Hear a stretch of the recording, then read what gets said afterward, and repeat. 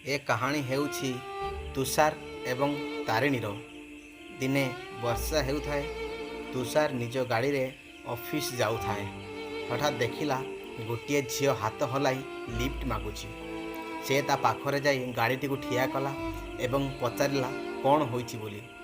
झीलटी कहला मु कॉलेज जीवी हेले वर्षा जो कौन सी गाड़ी मिलूना मते टिके लिफ्ट दरकार। सेठू तुषार ठीक अच्छी बोली कही तारिणी को निज गाड़ी रे बसाई कॉलेज पाखरे नहीं छाड़ीदेला।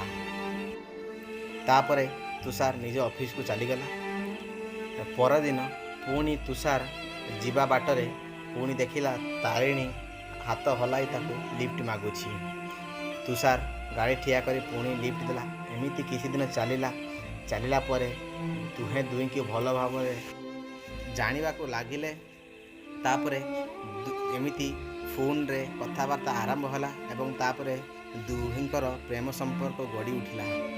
तारिणी टिके मिडिल क्लास रो झील थिला एवं ता पाखरे सबेले पैसार अभाव थाए। तापरे से तुषार को सबेले डिमांड करबा को लागिला। तुषार मध्य तार सबु डिमांड को पूर्ण कला एवं निज पैसा खर्च करी ताकू पाठ मध्य पढ़ाइला। एमिति किछि दिन गला पर दिने तारिणीर गवर्नमेंट जॉब होईगला।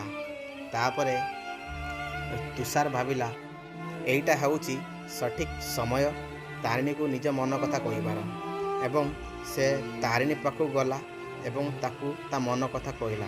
किंतु तारिणी कौन सी बहाना देखाई सेठू पलाइला।